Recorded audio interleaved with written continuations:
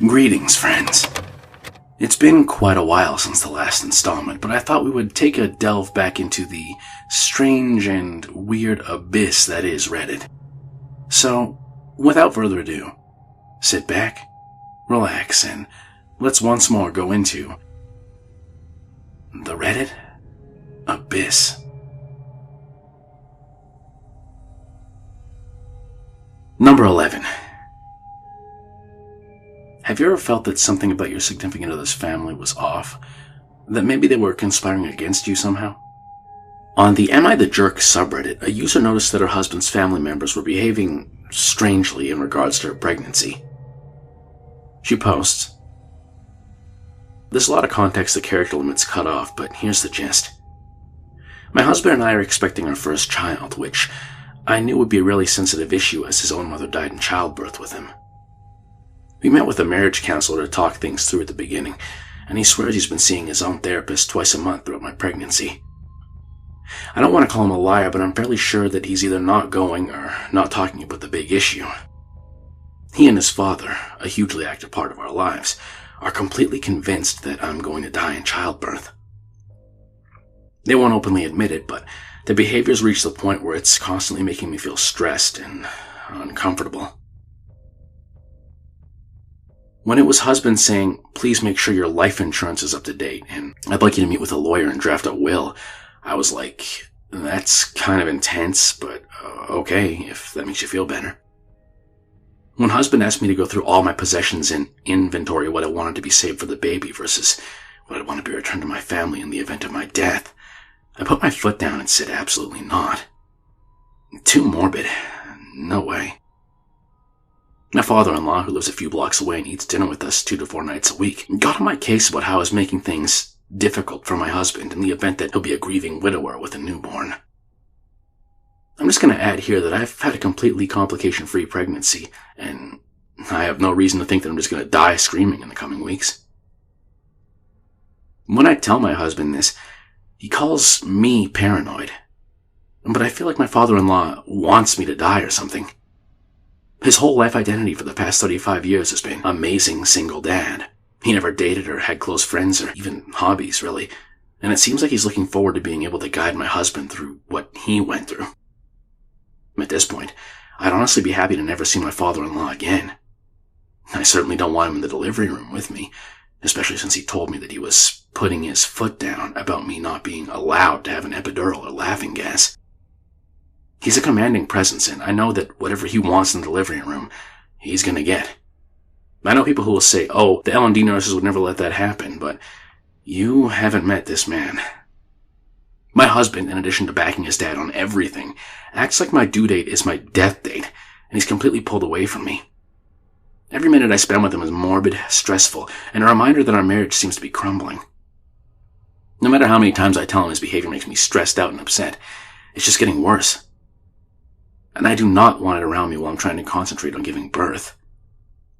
Do I owe it to my husband to let him stress and upset me during labor? Is his presence at the birth more important than a safe and healthy delivery? My therapist says no, but this whole thing's been so weird I feel like I need some outside perspective.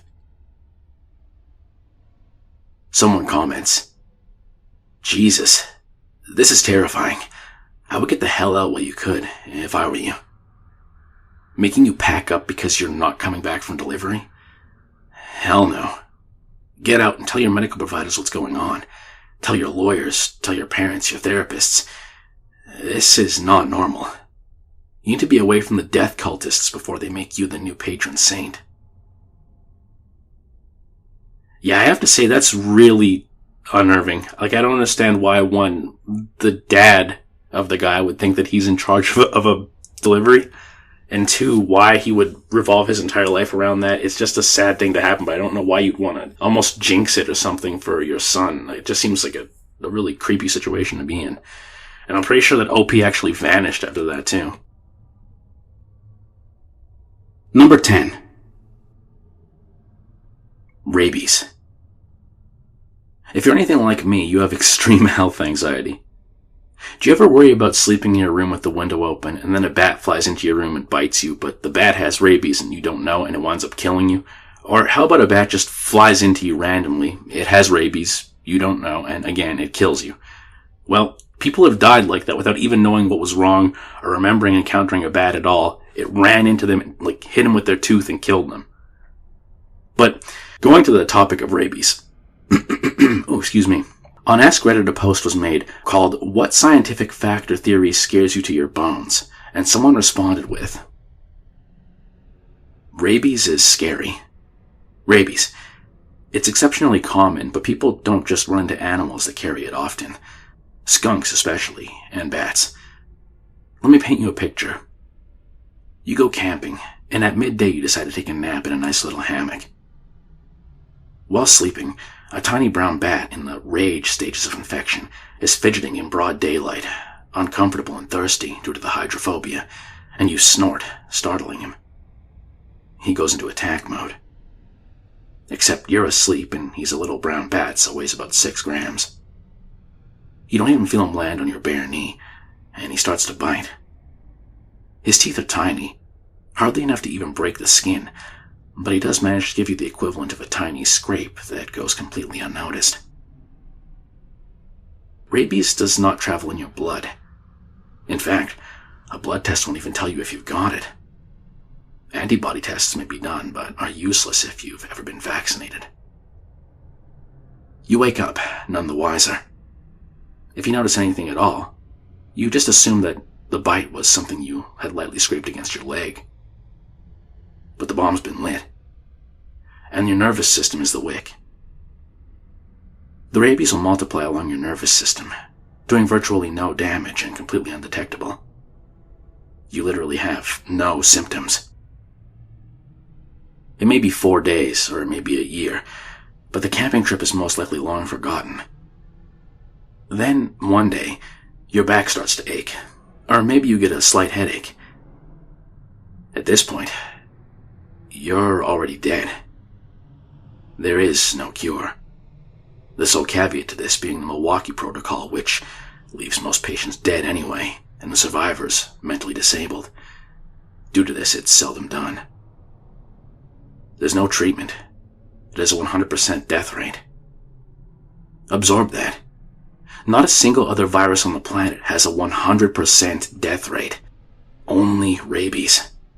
And once you're symptomatic, it's over. You're dead.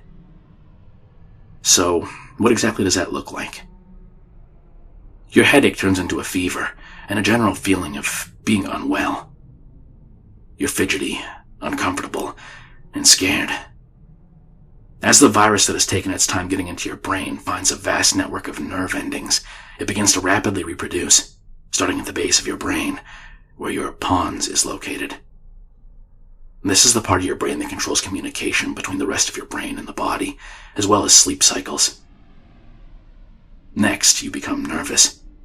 You still think you only have a mild fever, but suddenly you find yourself becoming scared, even horrified. And it doesn't occur to you that you don't know why. This is because the rabies is chewing up your amygdala. As your cerebellum becomes hot with the virus, you begin to lose muscle coordination and balance. You think maybe it's a good idea to see the doctor now. But assuming a doctor is even smart enough to run the tests necessary, in the few days you have left on the planet, odds are they'll only be able to tell your loved ones what you died of much later. You're twitchy, shaking, and scared. You have the normal fear of not knowing what's going on, but with the virus really screwing the amygdala, this is amplified 100-fold. It's around this time the hydrophobia starts. You're horribly thirsty. You just want water, but you can't drink. Every time you do, your throat clamps shut and you vomit. This has become a legitimate, active fear of water. You're thirsty, but looking at a glass of water begins to make you gag and shy back in fear. The contradiction is hard for your hot brain to see at this point. By now, the doctors will have put you on IVs to keep you hydrated, but even that's futile. You were dead the second you even had a headache. You begin hearing things. Or not hearing at all, as your thalamus goes. You taste sounds. You see smells. Everything starts feeling like a horrifying trip. With your hippocampus long under attack, you're having trouble remembering things, especially family. You're alone, hallucinating, thirsty, confused, and absolutely, undeniably terrified. Everything scares the literal shit out of you at this point. These strange people in lab coats. These strange people standing around your bed crying who keep trying to get you to drink something. And it's only been about a week since that little headache that you've completely forgotten. Time means nothing to you anymore. Funny enough, you now know how the bat felt when he bit you. Eventually, you slip into the dumb rabies phase. Your brain has started the process of shutting down. Too much of it has been turned to liquid virus. Your face droops. You drool. You're all but unaware of what's around you. A sudden noise or light might startle you, but for the most part, it's all you can do to just stare at the ground. You haven't really slept for about 72 hours. Then you die. Always, you die. And there's not one thing anyone can do for you. Then there's the question of what to do with your dead body. I mean, sure, burying it is the right thing to do, but the virus can survive in a corpse for years. You could kill every rabid animal on the planet today, and if 2 years from now some moist, preserved, rotten hunk of used-to-be brain gets eaten by an animal, it starts all over again. So yeah, rabies scares the hell out of me. And it's absolutely everywhere. Source: spent a lot of time working with rabies. Would still get my vaccinations if I could afford them. So yeah, I hate rabies. Number 9. Don't block the shoulder. At any time, even if you think it can't, your life can be taken away in an instant. So ask yourself, are you happy with the life you've lived? On that morbid note, a user posted this comment on an advice animals thread of all places. This comment will get buried, but it's a story worth telling. In college, my best friend and I had a summer job culling trees from a property 50 kilometers from the nearest hospital ambulance station. We both got the job at the same time and worked there for almost 3 summers in a team of 5 guys. We were all very skilled with equipment and had been through extensive training. 2 of the guys on the team were professional arborists. We had all the gear, but as anyone with professional experience with chainsaws can tell you, unpredictable accidents can happen. On a late August morning, we just finished downing a 30-foot white pine and were in the process of removing the branches. My friend was working his way down the trunk when he hit a knot in an oddly formed branch, and the chainsaw kicked, and due to the admittedly awkward position he was in, he was sliced into a seam between his chaps and his belt.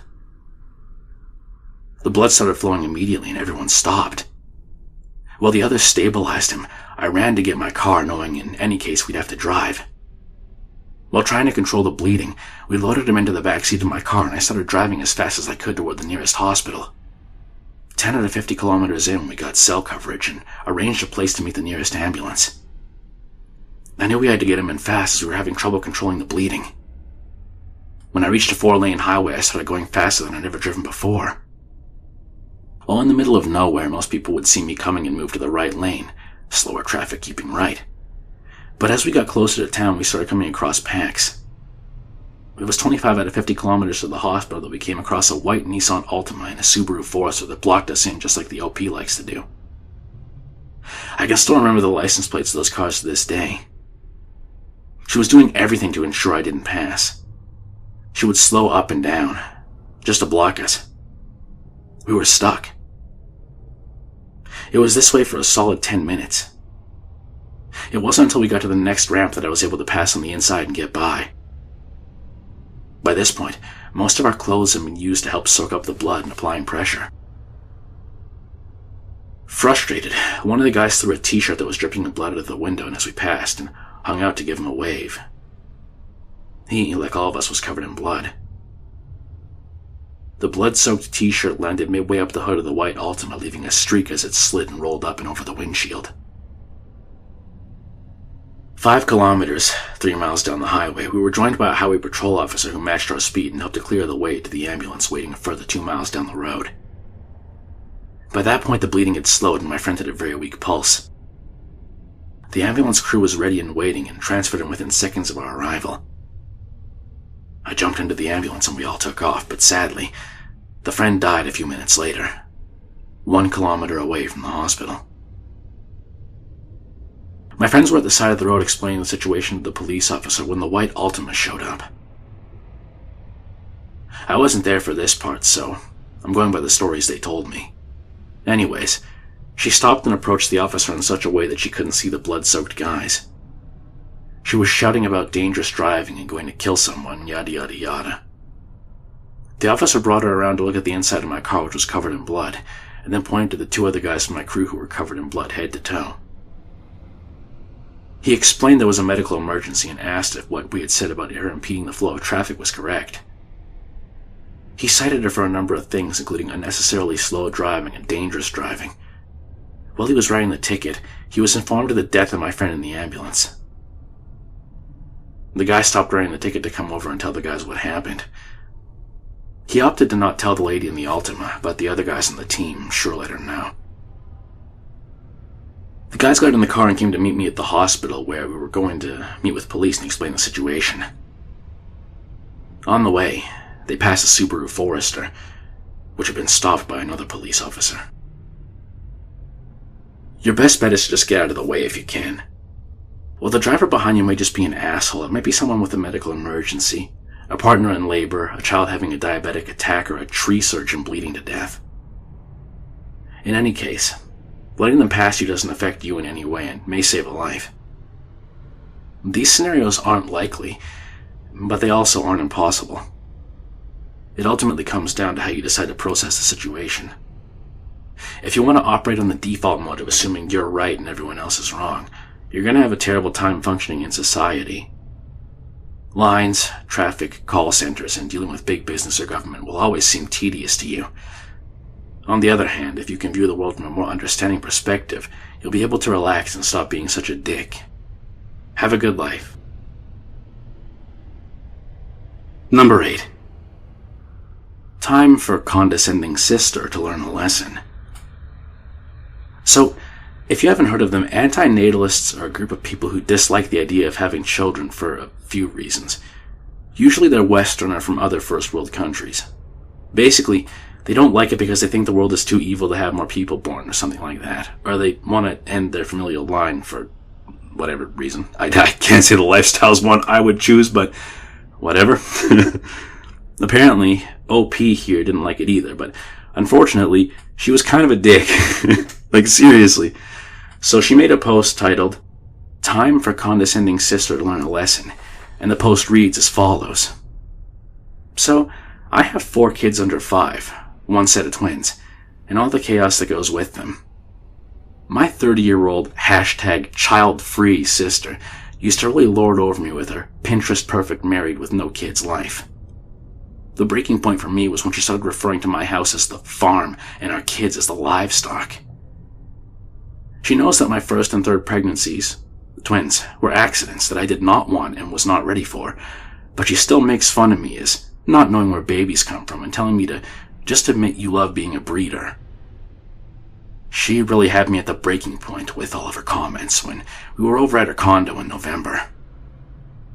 I noticed she had a box of Nuva rings in the fridge. That's what I used too. And that's when inspiration struck. I took 2 of my Nuva ring sachets and over the next week put them for hours in the hot clothes dryer in a delicates bag hooked over the door so it wouldn't tumble around. Then, when I was at her condo again, I swapped hers with my special "let's make a baby" version. I wasn't sure if it would work, but it was all I could do to keep from laughing out loud when she asked me in December whether I ever had an irregular period before on the Nuva ring. She said that her period had started before she removed her ring. And that's when I knew that my plan might work, and with any luck, she'd be ovulating that month. She asked if I thought she should use condoms. I did my best to play it straight and told her the complete truth, that I was 100% sure she had nothing to worry about. Of course I was sure she shouldn't worry about having unprotected sex, That's how babies are made, right? And then I slipped in another special Nuva ring in her box next time I was at her house, just in case it took a couple of cycles for his swimmers to do their job. Just to be sure, I checked her bathroom drawers to make sure there were no annoying condoms. Sure enough, Little Miss #childfree was doing the baby dance without any protection at all. It was so hard to keep a straight face when I saw her husband give her a pat on the butt and a kiss. I knew they'd be trying to make a baby as soon as we went home. Well, guess what? #childfree sister is now going to be a mommy. She just told us today. Turns out she never had another period after the first special Nuva ring. This is going to be so much fun. I'm already planning how to enjoy the next few years. I want mommy, I want milk, I want to be held, and if you do not do everything I say, I will ruin your life. Anyways, the comments weren't so positive if you hadn't guessed. One user says, "That's not cool at all. You've messed with several people's lives. Hopefully it'll turn out the best for their family, but choosing to make a family for people who don't want one is really horrible."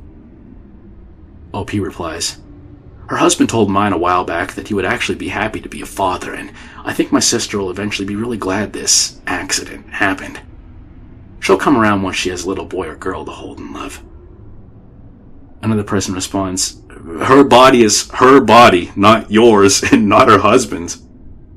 OP responds, "Well, now her body belongs to her baby, too." Another person replies, "You're damn lucky she chose to carry the baby. She could have chosen to remain child-free and aborted, and then you would have been an accomplice to that child's death due to your sadistic and screwed up lesson." Woo!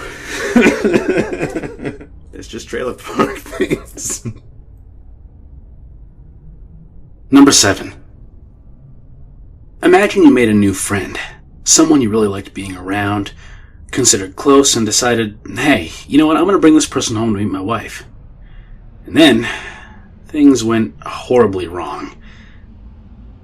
That's what happened to a user who posted this into the Confessions subreddit. "I think I've destroyed my marriage. My wife refuses to see me or speak to me. I'm not even allowed to know where she is." I don't know if this goes here or not, but I made a friend, let's call him David, at the gym. We got on well, and the friendship started to translate outside of just being gym buddies. We regularly hung out after work or after the gym, and it was nice having a friend who I could just spend time with. Almost 3 weeks ago, I invited him over to my house to have dinner with me and my wife. My wife and I cooked dinner, and at some point her sister-in-law called asking if her 3-year-old son left his alligator socks at our house, as he refuses to breathe until he gets it back, and he did leave it at ours. So my wife decided to drop it off. While my wife was away, David arrived. All was going well until my wife got back home and saw David. She just suddenly started screaming, and I mean she was letting out some blood-curdling screams. She was just shouting for David to get out and waving a knife around. David left, and I tried to ask her what happened, but she honestly couldn't talk, and it seemed like she was having a stroke or a heart attack or something. So I called for an ambulance, and she was admitted to the hospital for having a severe panic attack. She was hospitalized for 3 days, and she didn't speak the entire time to literally anyone there. On her release date, she just left, and nobody would tell me where she was. I've called everyone we know, and no one will speak to me or tell me where she is. And then, finally, her sister texted me a long text that was full of expletives, but it did explain what exactly I did wrong. David was the man who held her hostage for 9 days when she was 12, and then stalked her for 7 years until he went to prison for another crime. He was never punished for assaulting her or holding her hostage. When I heard this, my jaw fell to the ground. I knew all about this as she had told me about it from the beginning. I just didn't know how, but I didn't recognize him. I don't know how to fix this. She refuses to see me, speak to me, and I don't even know where she is now. To answer some repeatedly asked questions. Yes, I called the police, but according to them, he hasn't actually committed a crime. I invited him into our home, and it's not illegal to give someone a fake name or to befriend me. Yeah, I've seen pictures of him. I just honestly forgot. I don't know how I forgot what he looked like, but I forgot nonetheless. I saw pictures of him in his late 20s, and I saw like 3 prison pictures of him taken in 2017 to 2018. Yeah, he does look different now from those pictures, but I mean, not enough for me to not recognize him. I really don't know what happened, but I just don't have a reasonable excuse for not recognizing him. I just didn't. It's clear to me that David planned this. He befriended me to get to my wife. He also gave me a different name than his real name. I don't know where my wife is now. I'm not trusted. I'm not allowed to know, and her family and friends have completely frozen me out. People have literally changed their numbers and privated their social media. I mean, this isn't exactly their first rodeo with this man. My wife was keeping track of him, but he was released earlier from prison, but the records weren't updated, so we both were under the impression that he was still in. But he was released early December last year and went straight back to stalking her. And I let him into our lives. Her private space. Of course I regret my actions. I wish I recognized him earlier on, but I didn't. I don't know why I didn't. At the time of the assaulted imprisonment, he was 22 and she was 12. She knew him through her stepbrother, a fellow student. David had his own place, and it was kind of the party house where all the kids went to, so he was the cool guy who hung around the preteens and teens, and who he also sold drugs to, from alcohol to heavier stuff. Her family did try to go to court, but it was dropped by the prosecutors. He also claimed that she was his girlfriend, and she'd run away from home. It was also known that she had a crush on him at the time, and his lawyers twisted it up to fit their claim of her being his secret girlfriend. It was a combination of slut-shaming due to her having had a crush on him and having visited his home on her own accord, lack of physical evidence, her inability to speak on the stand as she was too traumatized, and her vulnerable home life, father going through chemo at the time, and the unwillingness of the prosecutors to go after him. The stalking was taken slightly serious at the time, and he was ordered to stay away from her, but he repeatedly broke the order. The one time he was punished by the judge, he was only given a few days in jail, so he just continued to stalk her for years until he was arrested for another crime. OP since deleted his post, but I don't really know if he's entirely really to blame for that, because, I don't know why he would forget what the guy looks like, but it's still pretty kind of a weird plan that David guy had, so I don't know if it's entirely the guy's fault, but it's a depressing story. Number 6. I hate my special needs sister, and I'm done hiding it. A user who was using a throwaway account posted to the True Off My Chest subreddit, I hate my special needs sister, and I'm done hiding it. The post reads, when my younger sister was born, she almost died from hypoxia. She suffered severe brain damage to the point where doctors doubted that she would even survive. But she survived to 16 years old now. However, she's about as close to brain dead as a living person can get. She can't move, she can't communicate, she can't eat or drink on her own. She has no control over her bowels, so she has to wear diapers. She will never get better, and she'll never live a normal life. Despite that, my mother's ruined our family hoping she'll have a miracle and recover. My mother has spent hundreds of thousands of dollars on my sister, everything from wheelchairs to doctor's visits. We had to live in a 1-bedroom apartment for 11 years because my mother spent all the money she made on my sister. Nothing she bought made any difference. She'll always be a drooling mess. Since my mother believes she'll get better, she made me treat her like she was a real sister. I lost all my friends growing up because my mom made me take her everywhere I went. If I told my mom that I was going to the park, she would say, "Oh, a park? That sounds like something Jess would like. Take her with you." Not once did she stop to think about how absurd she sounded talking to her. One time, my mom took her to a movie theater. They made it barely 30 minutes through the movie before the staff kicked her out because my sister was making so much noise, coughing and choking on her saliva.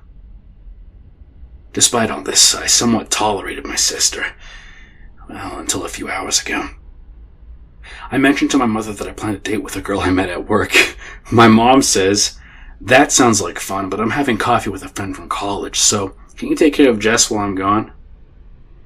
I told her that I couldn't because of my date and suggested that she hire a babysitter. My mom then said that I should just take her with me. And I just exploded. I told her how stupid she was for suggesting such a thing. Bring my severely disabled, crippled sister along with me on a date with a girl because you're too lazy to hire a babysitter? How crazy are you to think that's a good idea? Every moment of my life has been about Jess. I'm not supposed to have a career or a family of my own because I need to take care of Jess when my mom dies. Mom even discouraged me from going to college because then I wouldn't be able to take care of her. I've told her how much damage my mom's done to the family because of my sister. We struggled financially my entire life, not because my mom was low income, but because she spent all our money on Jess. We drove a crappy 1996 Subaru Outback for years, and my mom, quote-unquote, couldn't afford to buy a new car.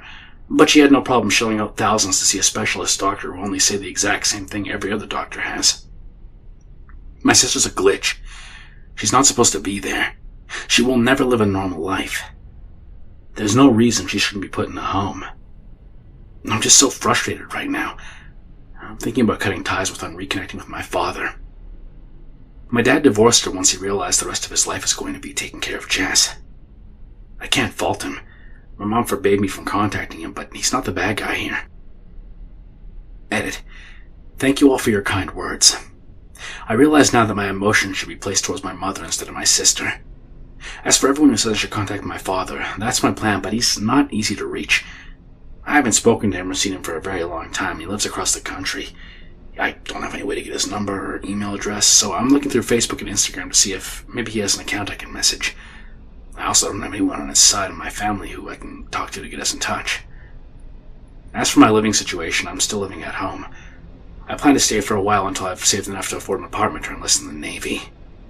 I work part-time while I'm in community college, so I'm not making much, and I hope I'll have another update in the near future. And I hope things get better. Update. My mom is dead. I came home to a bunch of police cars around my home. My mom hung herself, and a neighbor saw her from the window. I didn't get a look at her, and I'm glad I didn't. I don't think I could handle seeing anyone like that.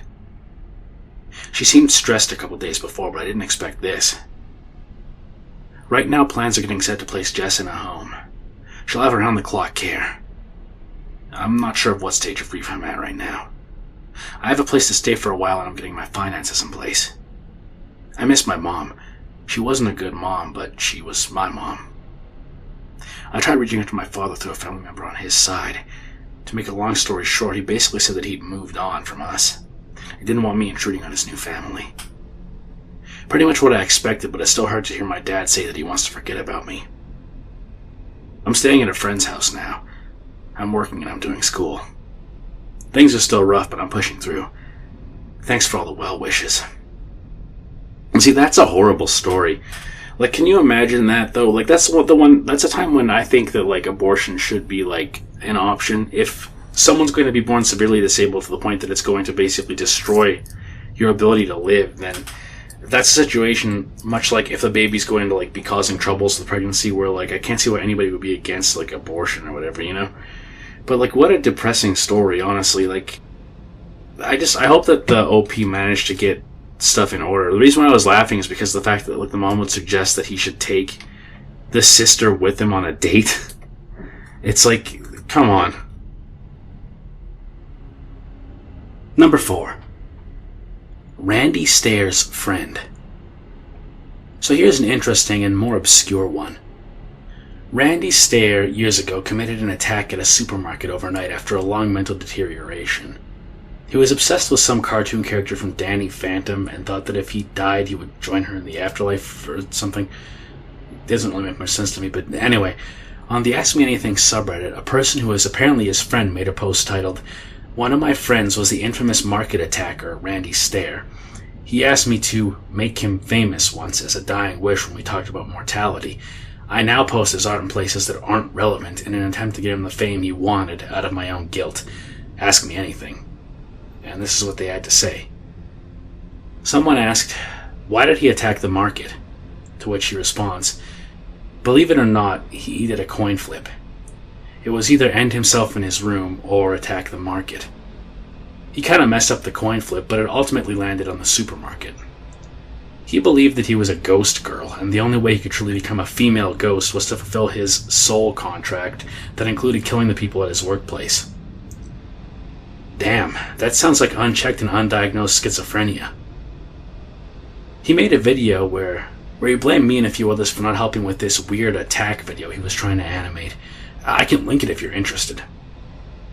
The video was uploaded minutes before they attacked on multiple sites, so the cops couldn't ban it, though it was obviously filmed over several weeks. OP then links to a deleted video from a terminated channel. Presumably it was Randy's channel.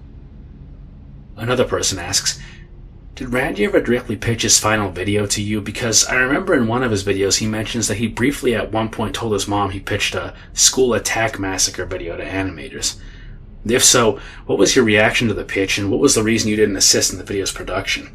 Was that out of concern, or were you simply disinterested and unwilling or unable to do so? OP responds, he did mention the school attack video, but it was more of a vague notion at the time. He left me a message saying that I had won a place in his sweepstakes competition, which turned out to be having a place as one of the victims in the school massacre in the animation, and told me that I should contact him with a photo of my likeness. He talked about Columbine a lot, and told me that if he ever made an animation, it would have subtle nods to that in it, so when he told me I'd won a place in his animation, I knew it'd be something kind of dark. He asked me for a few lines of audio during one of our gaming sessions, and if I recall correctly, he did actually record me saying some lines. Looking back, I'm pretty sure the lines were something like, "Come on, man, what did I do to you?" The only reason I didn't get too involved in the animation is that our time zones were different, and I couldn't really get many opportunities to spend a lot of time with him, which you would have needed for the animation to be consistent and good quality. Randy was pretty morose at times, so he could have just told me flat out what he was doing, and I would have chalked it up to just Randy being Randy. It only became real when he left me a message wherein he'd wished I lived near where he lived, so he could have killed me too for letting him down. My mail demon didn't accept the message immediately, so it took me a week before I could access it, which was quite terrifying since I didn't actually get the message until after he was dead. Another user asks, why did he idolize children's cartoon characters so much? To which OP replies, unfortunately, he didn't really divulge much info regarding that, at least not to me. He said he was a big fan of Butch Hartman's artwork and would listen to a song called Remember occasionally when we played video games, but other than that, he didn't really go into it. I asked about the cartoon he was animating called the EGS, and he just played it off as being kind of a tribute to Butch Hartman. Randy didn't speak very highly of his father, and I personally feel like it might have had something to do with his disassociation from the real world. Someone else asks, are you the friend that was on the Sword and Scale episode? OP replies, afraid not. Another user says, do you think life would be difficult for you because you let other people hold power of what you do and don't do? Genuine question. In terms of posting the art everywhere? It's definitely a compulsion at this point, but I don't break promises, and it helps deal with my grief. Oh man, was he a good friend? It's hard to tell with Randy. He basically lived two lives, so I have no idea how he actually felt about me, but he was pleasant and sociable, if a little morose at times. That sounds like a weird situation to be in. And how do you feel about the passing and grief? Honestly, knowing how I felt in his final days, I know there's nothing I could have done, so I guess I just wish he didn't take others with him. But he did, and now you want to make him famous? I don't want to, but I promised. Well, by the sounds of it, he should be forgotten. Well, I never break promises. That's between you and God, but you're also glorifying a murderer, so God doesn't exist. Then people get on OP's ass. Yeah, but right and wrong do. Don't post the art. I'm pretty sure becoming a murderer is enough to back out of a promise. And you are now forever linking yourself to this horrible event. Though it may not be true, many people are going to view this as the glorification of a killer, and possibly an attempt for you to capitalize from him. Also, even though you may not believe in God, when you are trying to make a friend of yours that killed 3 people famous, don't say God doesn't exist. For the families and friends of the victims, the thought of an afterlife and their loved ones being in heaven is all they have now. Not saying you're a scumbag, just saying choose your words better. It's not a good look. Another user asks, is this legit? To which OP responds, I don't know why I'd lie about this. Randy isn't that well known, hence why I'm keeping my promise. Well, I don't mean to be rude, I was just asking. Have you considered alternate ways to deal with your guilt? I don't think I'm close enough to the tragedy to need therapy or anything. I get on with my life like anyone else, but sometimes it just flares up like a wounded leg, and I have to start posting his art in places to stop it. I don't think there are any rules about it, really. I just think that it affects different people differently, and you can only go by how you feel. If I were you, I'd give therapy a chance. Well, I was in therapy a few months after the attack, for separate reasons, but I stopped going because it just wasn't working for me in general. I appreciate your concern, though. I feel you. It took me a couple tries till I found the right guy. And the ones who didn't work were draining. Shortly after this conversation, OP deleted their account, and it's unknown if it was truly a friend of Randy's or if not, but apparently there's someone who goes around talking about somewhat similar stuff in comments, so perhaps it's that guy. I don't know. But if it is true, it's interesting. Number 3. A disturbing family secret. The Nuclear Revenge subreddit is a place for users to post how they got, well, nuclear revenge on people. This is significantly more extreme subreddit in terms of how vengeance-filled the user base is, I guess. But there are several subreddits like it. One being for petty revenge, which is, for petty revenge. But then this one, which is obviously the worst type of revenge. Yeah. A user made this post. It goes as follows. This is my grandfather's story. It would have occurred sometime in the early 1960s. My grandpa comes from a very remote part of my country. Even in the 60s, they lived in a log cabin without a phone or electricity. He lived with his 3 brothers, his sister, his father, and his mother. It was a violent household. My great-grandfather was an alcoholic. My grandpa, his siblings, and his mother were accustomed to beatings. And the culture of the time was to accept this as a harsh reality of the remote and difficult lives that were led so far from civilization. My great-aunt was the youngest of the siblings, and as my grandpa and his brothers grew into young men and began working, she was left at home and began to take on the role of housekeeper as my great-grandmother was often ill. She would often use her bad health as an excuse for not stopping what happened next. My great-grandfather began molesting my great-aunt at some point, most likely before she'd even begun puberty. It continued for years as the brothers all moved out and she was left completely alone. My grandpa says he truly didn't know. He worried about his sister receiving the brunt of the beatings, but he didn't know about the molestation. I hope that's true. When my great-aunt was 13, she became pregnant with her father's son. The night my grandpa found out, him and his brothers snowmobiled out from town. And since none of them owned a gun, they had to use shovels to beat their own father to death. The ground was frozen solid, so they burned him, which helped to destroy the evidence, I suppose. Although I'm not sure anyone ever questioned how my great-grandfather had died, these were very different times. My great-aunt's son, born of incest, is afflicted with genetic issues. He can barely see and he only has a single functioning kidney, but he's happy and healthy and has healthy kids in their 20s now. My great-aunt drank herself to death in the 80s, as did my great-grandmother, so I never met them. My grandpa told me all this when he was drunk, and he's also become an alcoholic. The generational trauma of my family is thankfully now broken with me and my siblings, but this revenge murder, this disgusting hurt, was really just another sad piece of puzzle of abuse that started long, long ago. Number 2. OP is an active beta tester. On the Confessions subreddit, a user called Pedometer, who I guess you could just call a predator, made a post titled, "I'm an active beta tester," censoring the actual term he used, which read, "Before the morality police jump on me, I'll point out this is the Confessions subreddit, and that I'm posting because I normally have to keep this secret, and I felt like it'd be liberating to just say openly what I'm into and what I do. If you want to be retarded and judgmental, you can just go heck off. I know that my preferences and actions are consistent with traditional morality, but of course, that's all relative to culture. It's just been my bad luck to live in a time and place when my sexual preferences are considered taboo. So, I'm an active beta tester, which means I roughly have beta with children. My preference for children is between ages of 7 to 12. Professionally, I'm a child psychologist. I have 2 PhDs and I work part-time as an adjunct at a major research facility, or major research university.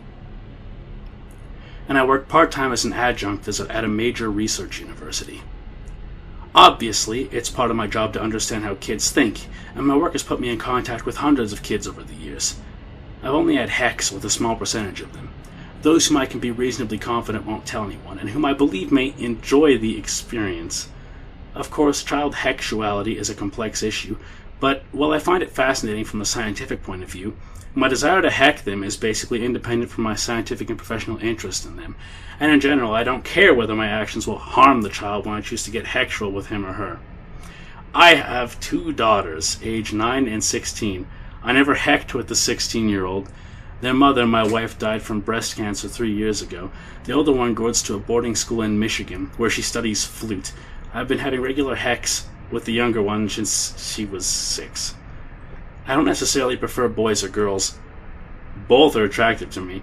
I've always been attracted to children since I myself was a child. I guess as I grew older, I never stopped finding people at that particular age sexually desirable.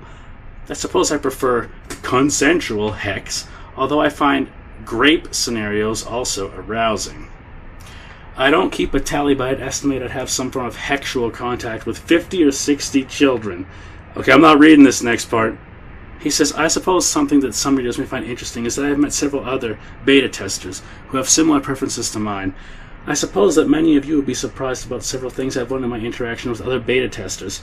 First, about how many secret beta testers there are, how exceedingly common this sexual preference is, and second, how common hex with betas is.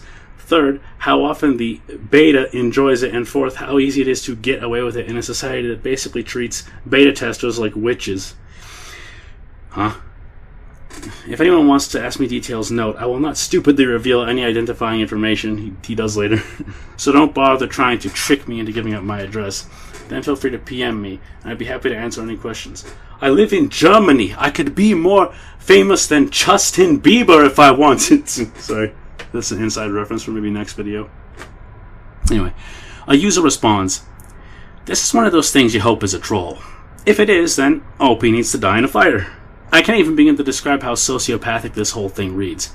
I was never sexually abused. I had other shit, but not sexually. My mind messed me up enough as it was. I can't even imagine what this would have done to the victims. I feel sorry for beta testers who repent their feelings. I believe genetics and mutations can be a complete unfortunate event that produces something horrid. But as long as they fight it, they are eligible to be one of us. The heck are you doing, man? The heck. OP responds to him by saying, the language you're using presumes so much. Why are they victims? Why should anyone repent their feelings? Why is it necessarily mutation rather than natural selection that produces beta tester desires? Why do I have to fight my own desires? Why not just be comfortable with who I am and what I prefer and then keep it on the down low? Sheesh. The same user then replies to the OP. You assume your own needs over the feelings of others. Just because you need something doesn't mean others need to suffer because of it. Have some empathy. OP responds, yeah, every time you buy a donut instead of giving a dollar to Oxfam, some kid in Africa dies. Direct causation. If you'd given up the dollar, the kid would have lived another day. Why didn't you? You can make all sorts of moral equivocations about it, but the truth is simple. You wanted it just like a donut, and you wanted it more badly than some kid you never met thousands of miles away starves to death. More badly than that some kid you never met thousands of miles away who starves to death or drinks dirty well water. I don't think Flint, Michigan's that far away. I feel an indescribably intense desire to beta test. In general, I prefer they be willing participants, but if it's between my sexual needs and conforming to other people, how they say I should organize my priorities, my needs come first. But I don't think there's anything narcissistic about it. We all do what is in our best interests all the time. Some of us are honest about it. The others are liars and hypocrites. Shrug. Another user says, someone like you can't be convinced. You simply need to die. Another user comments, if someone has the urge to kill, going around saying, I just want to be myself and kill people doesn't justify the action. You're right, it is exactly who you are. A psychopathic, disgusting human being. You're the farthest thing from a man, and I can't believe there's someone with that much schooling who can try and logically defend this action. I'm confident you're going to pay for the mistake of putting this online, and really soon. OP's getting cocky. He says, who says I need to justify anything, or who says I need to justify everything, or indeed anything that I do? If I want to have lunch, do I need a justification for it? If I go for a jog, then do I need to justify my actions? Actions are actions. Wow. To the extent that society puts penalties on some, then there are consequences. Then you just have to weigh whether the risk of getting caught is worth the payoff of getting away with it. It's a question of probabilities and costs. I have not at any point attempted to justify my actions, nor have I felt the need to do so.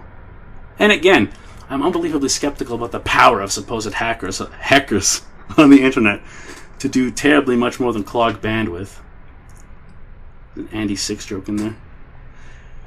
Another user says, you claim that beta testing with 7-year-olds is on par with jogging and eating lunch. That's all I need to know. You're hacked in the head, and I guess that's it.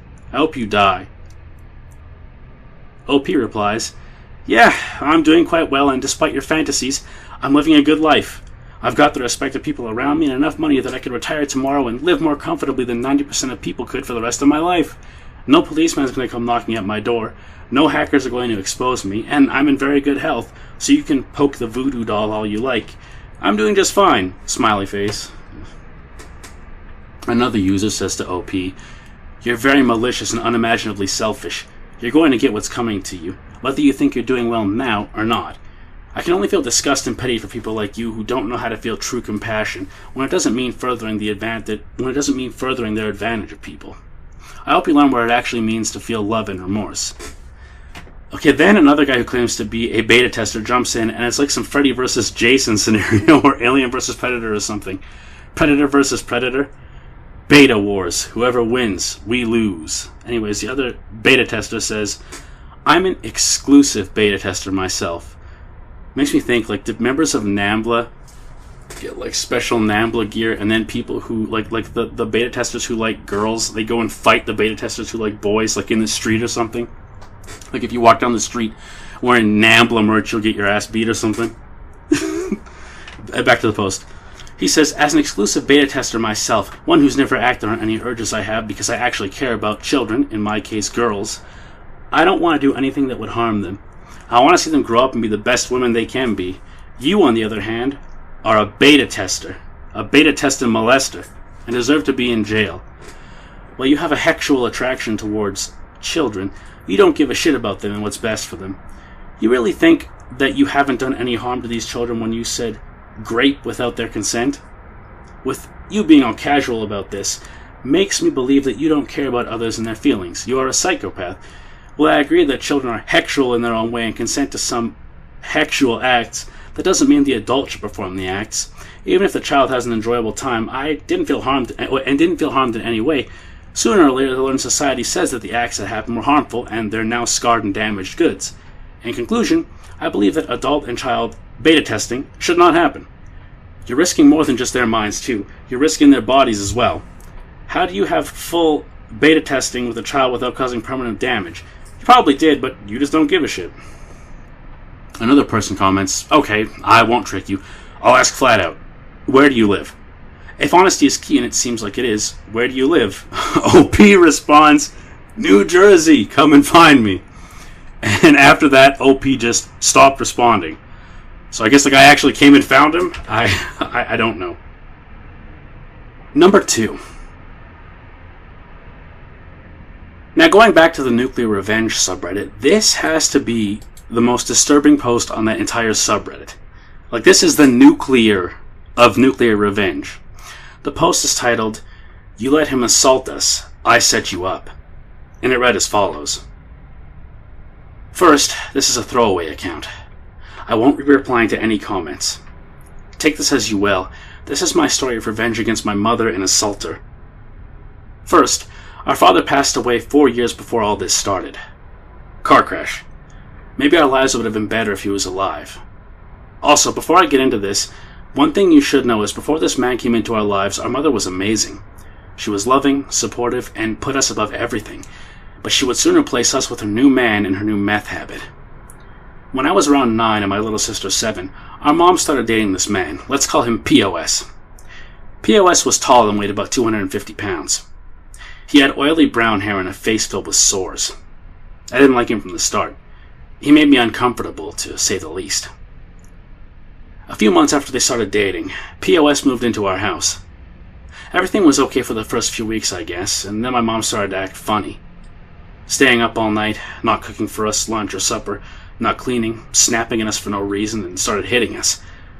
Our lives had been turned upside down by this man so quickly. Then one night he came into my bedroom and assaulted me. I was screaming and crying for my mom and begging her to come help me, to come save me. And then I saw her just standing in the door and watching. My mom was just allowing this, like she was looking at a TV or something.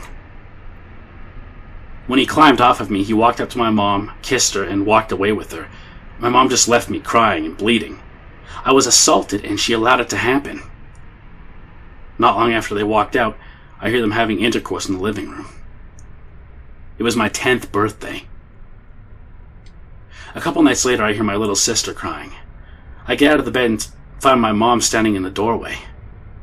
I run to the room to try and help her. My mom sees me. She slaps me across the face and makes me hit my head against the hallway wall.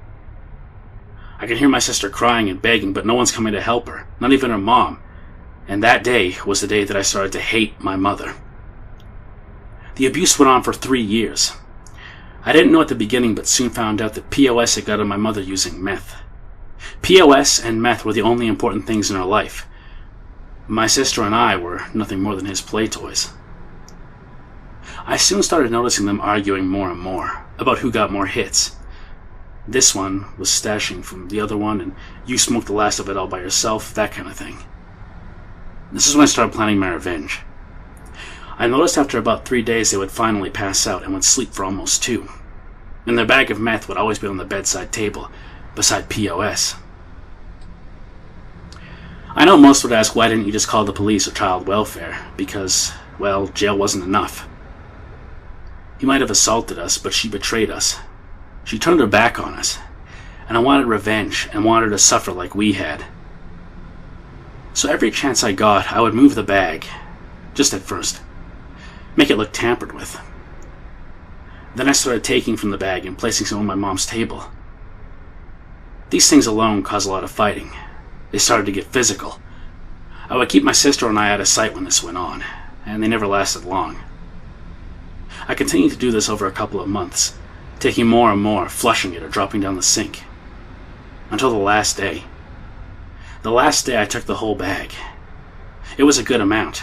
They just re-upped, I guess they would say. I flushed the whole thing, and locked my sister and I in our room and quietly prayed. Prayed they didn't realize it was me. I'm not sure how long after I did this that everything started, but we'd watched like 3 Disney movies before they finally woke up, and then I heard him start yelling about his missing bag. The yelling got louder and more intense, and then I heard the breaking of objects. It was starting to get really bad now. I hear my mom go from angry to scared. I hear him hitting her begging him to stop, swearing she didn't touch it. He continues to hit and she continues to beg, begging him to stop hurting her and begging someone to come help her, begging like we begged her for so many nights. My sister started asking to leave because she was scared and crying. I opened my window, put my sister outside, and followed. We ran to the neighbors and told them that POS was beating our mom. The neighbor called the police and brought us inside, and we watched as the police pulled up to our house. Start to walk up to the door, stop for a second, start hearing yelling police and then kick the door open. Started yelling police and then kick the door open. After what felt like forever, we see POS being brought out to the police car.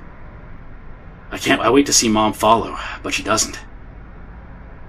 I see an ambulance pull up and the paramedics run in the gurney. A short time later, I see them rushing back with my mom. I catch a glimpse of her once beautiful face now looking like ground meat. Her face was solid red, covered in blood. She ended up dying on the way to the hospital. I never planned to have my mother killed. I just wanted her to feel the pain that we've been feeling these last years. I guess in the end, she did. She felt the pain and terror we felt every night for the last 3 years. She just felt it all in one night. Do I feel bad about what I did? No, I don't. If I didn't do what I did, we would have been stuck there, being assaulted and beaten every day until one of us would have died. POS was convicted of second-degree murder, possession of drug paraphernalia, I flushed the actual drugs, child videos, and 23 counts of aggravated rape, and 23 counts of aggravated essay, and 17 counts of aggravated essay against a person under 12 years of age. That last one is a death sentence where all this happened. We moved a few states over to be with our dad's parents. We hadn't seen them in almost 4 years, and for the first time in a long time, we actually felt safe. My sister, still to this day, doesn't know about what I did. Doesn't know that I played a big part in our mom's death. And since we never talk about either of them, it never comes up. We're both happily married now. I have 3 children and she has 2. Both of us are active members of our PTA. No one looking at us today would ever guess the hell we went through, or what I did to get us out of it.